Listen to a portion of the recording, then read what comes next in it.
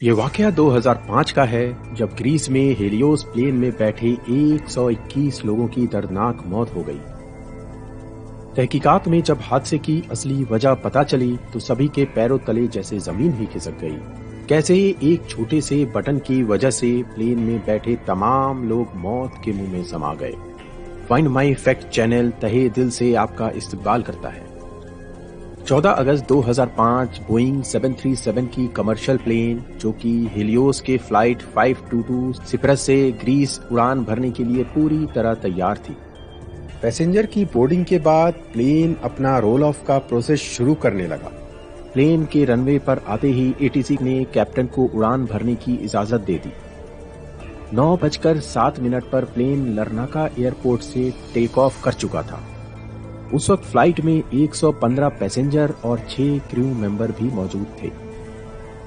इसे उड़ा रहे थे 58 साल के जर्मन पायलट जिनका नाम हंस जर्गन मार्टिन था और उनको 16,900 घंटों का फ्लाइट उड़ाने का एक्सपीरियंस था, जो करीब 35 सालों से हेलियोस एयरवेज के लिए काम कर रहे थे। उनके साथ को पायलट पैम्पस चालम्बस जिन्हें 7,500 घंटों का फ्लाइट उड़ाने का एक्सपीरियंस था, वो पिछले 5 सालों से हेलियोस एयरवेज के लिए काम कर रहे थे, जबकि एंड्रियस प्रोडेमो फ्लाइट अटेंडेंस के तौर पर मौजूद थे। करीब 9:15 पर जब प्लेन 12,000 फीट की ऊंचाई पर पहुंचा तो कुछ ही देर बाद अचानक कॉकपिट पैनल से केबिन प्रेशर वार्निंग अलार्म बजना शुरू हो गया। कैप्टन ने पता करने की कोशिश की तो पता चला कि ये टेक ऑफ कॉन्फ़िगरेशन अलार्म है। आमतौर पर ये टेक ऑफ कॉन्फ़िगरेशन अलार्म तब बजता है जब प्लेन ग्राउंड पर होता है, इसलिए दोनों पायलट काफी हैरान थे कि आखिर ये अलार्म 12,000 फीट की ऊंचाई पर क्यों बज रहा है। दरअसल ये अलार्म बजने पर पायलट को तुरंत ऑक्सीजन मास्क पहनने की हिदायत दी जाती है। इसके साथ ही साथ पायलट को प्लेन का एल्टीट्यूड कम करना होता है ताकि प्लेन में ऑक्सीजन बहाल हो सके। इतने पर भी ऑक्सीजन लेवल स्टेबल ना हो तो तुरंत एटीसी को इन्फॉर्म करके इमरजेंसी लैंडिंग करने का फैसला लेना चाहिए। बावजूद इसके दोनों पायलट ने ना ही ऑक्सीजन मास्क पहना और ना ही अल्टीट्यूड को कंट्रोल किया। चुनांचे उन्होंने हेलियोस प्लेन के सर्विस टीम को कॉल करने का फैसला किया। पायलट ने जब हेलियोस सर्विस टीम को टेक ऑफ कॉन्फ़िगरेशन अलार्म के बारे में बताया तो उन्होंने तुरंत ग्राउंड इंजीनियर एलन एरविन को कॉल ट्रांसफर कर दिया, जिन्होंने एक दिन पहले ही प्लेन का इंस्पेक्शन किया था। लेकिन पायलट ग्राउंड इंजीनियर एलन को समझा ही नहीं पा रहे थे। कभी वो कहते कॉकपिट पैनल में मौजूद इक्विपमेंट कूलिंग लाइट ऑफ है तो कभी कहते इक्विपमेंट कूलिंग लाइट ऑन है, जिस वजह से एलन बहुत कंफ्यूज हो रहे थे। बावजूद इसके एलन ने पायलट को प्रेशराइज बटन कंफर्म करने को कहा कि वो ऑटो मोड पर है या नहीं, लेकिन पायलट ने कोई रिप्लाई नहीं दिया। एलन को कुछ समझ नहीं आ रहा था कि पायलट उनको प्रॉपर इन्फॉर्मेशन क्यों नहीं दे रहा। अभी मामला कुछ समझ में आता कॉकपिट पैनल से मास्टर कॉशन अलार्म भी बजना शुरू हो गया और पैसेंजर केबिन में सभी ऑक्सीजन मास्क नीचे आ गए। एयरक्राफ्ट मैन्युफैक्चरर के नियमों के हिसाब से ऑक्सीजन मास्क आमतौर पर 10 से 15 मिनट तक ही ऑक्सीजन सप्लाई कर सकते हैं। इसी दौरान पायलट को मुश्किल का हल तलाश करने और प्लेन को सेफ कंडीशन में लाने का तरीका ढूंढना होता है। लेकिन एक बार में इतने सारे अलार्म बजने से पायलट को बहुत परेशानी हो रही थी। वो कुछ समझ नहीं पा रहे थे कि आखिर इसको ठीक कैसे किया जाए। 9:37 पर प्लेन एथेंस के फ्लाइट रीजन में पहुंच गया। 10:12 से 10:50 तक एथेंस एटीसी की टीम रेडियो कंट्रोल से पायलट से कांटेक्ट करने की कोशिश कर रही थी। यूं तो पायलट को 10:45 पर ही लैंड कर जाना चाहिए था। पायलट की तरफ से कोई इन्फॉर्मेशन नहीं मिलने के बाद ग्रीस के अफसरों ने 2 F-16 फाइटर जेट को प्लेन तलाश करने के लिए भेज दिया। हालांकि कुछ ही देर बाद फाइटर जेट ने हेलियोस की फ्लाइट को ढूंढ लिया। इनमें से एक फाइटर जेट के पायलट कॉकपिट विंडो के बेहद करीब आ गए और सिचुएशन को समझने की कोशिश करने लगे। उन्होंने देखा पायलट अपनी सीट पर बेहोश हालत में पड़ा हुआ है और को पायलट अपनी सीट से गायब है।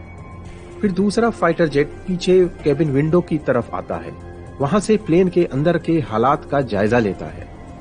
चूंकि वेंटिलेशन सिस्टम काम नहीं करने की वजह से विंडो ग्लास पर फॉग जम गया था, इसलिए जेट फाइटर को काफी दिक्कत आ रही थी केबिन के अंदर देखने में। और उनके लिए काफी हैरानी की बात यह थी कि कोई भी पैसेंजर उनकी तरफ मुड़कर भी नहीं देख रहा था। किसी भी पैसेंजर की तरफ से उन्हें कोई रिएक्शन तक नहीं मिल रहा था। तभी फाइटर जेट के पायलट को एक आदमी केबिन से कॉकपिट की तरफ जाता दिखता है और वो बहुत घबराया हुआ लग रहा था। कॉकपिट में जाकर वो पायलट की सीट पर बैठ जाता है और प्लेन कंट्रोल करने की कोशिश करने लगता है। पायलट उसे इशारा करके हालात के बारे में जानने की कोशिश करते हैं, लेकिन वो आदमी चाहकर भी उन्हें कुछ नहीं समझा पा रहा था। 11:49 पर प्लेन का लेफ्ट इंजन काम करना बंद कर दिया और प्लेन का एल्टीट्यूड 15,000 फीट पर मिनट से कम होने लगा। पायलट सीट पर बैठा वो आदमी प्लेन को संभालने की बहुत कोशिश कर रहा था, लेकिन उससे हो नहीं पा रहा था। फिर 12 बजे प्लेन का दूसरा इंजन भी काम करना बंद हो गया।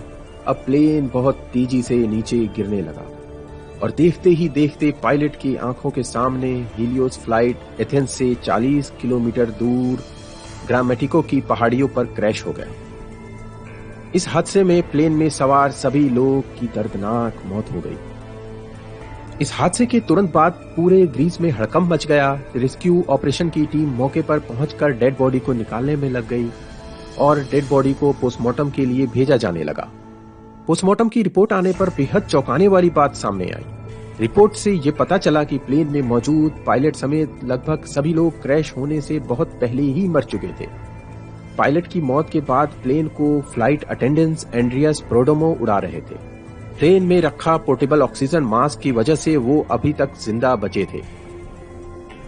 एंड्रियोस के पास यूके कमर्शियल लाइसेंस था, जिससे वो छोटे मोटे प्राइवेट प्लेन उड़ा लिया करते थे, लेकिन इतने बड़े बोइंग 737 को कंट्रोल करने का एक्सपीरियंस उन्हें नहीं था। इसी वजह से वो प्लेन को नहीं बचा सके। उनकी वो आवाज भी ब्लैक बॉक्स में रिकॉर्ड हो गई जब वो 11:54 पर मेडे मेडे करके एटीसी से मदद मांग रहे थे।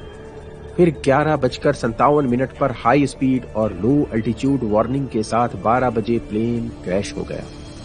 एक्सपर्ट्स ने हादसे की वजह जानने के लिए इन्वेस्टिगेशन शुरू कर दिया। पता ये चला लेफ्ट साइड के विंग में फ्यूल खत्म होने की वजह से प्लेन लेफ्ट साइड में झुक गया था, लेकिन अभी भी इस हादसे की तह तक पहुंचा जाना बाकी था। तभी एक इन्वेस्टिगेशन ऑफिसर की नजर कंट्रोल पैनल के एक बटन पर पड़ी। ये बटन था प्लेन के प्रेशर को सेट करने का। इस बटन को देखते ही इन्वेस्टिगेशन ऑफिसर को सारा मामला समझ आ गया कि कैसे ये हादसा हुआ। दरअसल ये प्रेशर बटन प्लेन के अंदर प्रेशर कंट्रोल करने का काम करता है। आमतौर पर इस बटन को ऑटोमेटिक मोड पर रखा जाता है ताकि जरूरत के हिसाब से प्लेन बाहर से हवा लेकर अंदर का प्रेशर मेंटेन कर सके और अंदर बैठे लोगों को ऑक्सीजन मिल सके। अगर किसी वजह से pressure control button manual mode पे हो तो पायलट को टाइम टू टाइम इसका खासा ध्यान रखना होता है। इन्वेस्टिगेशन का दौर अभी चल ही रहा था कि ये बात सामने आई। हादसे वाले दिन सुबह ही प्लेन को लंदन से रूटीन चेकअप करा के लाया गया था, क्योंकि एक दिन पहले ही इस प्लेन के एयर कंडीशनर और प्रेशर कंट्रोल सिस्टम में प्रॉब्लम आई थी। चेकअप के दौरान जो ground engineer pressurise leak test कर रहे थे, उन्होंने प्रेशराइज बटन को मैनुअल मोड पर कर दिया था ताकि टेस्टिंग सही तरीके से हो सके। लेकिन चेकअप करने के बाद बटन मैनुअल मोड से ऑटो मोड पर रीसेट नहीं कर सके।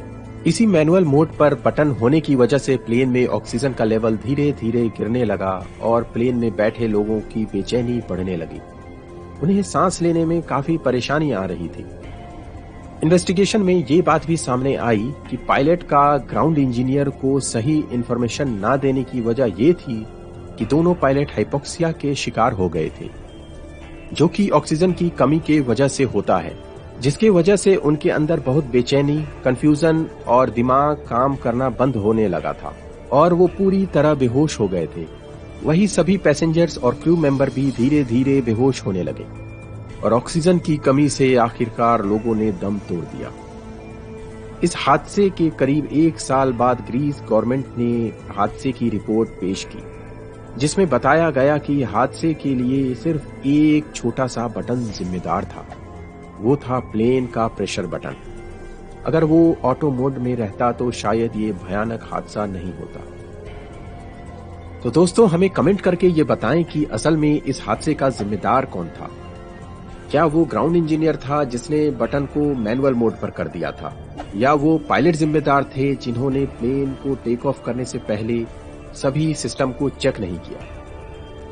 अगर आपको ये वीडियो पसंद आया तो हमें लाइक और कमेंट करके जरूर बताएं तो मिलते हैं अगली बेहतरीन वीडियो के साथ, तब तक इजाजत दीजिए।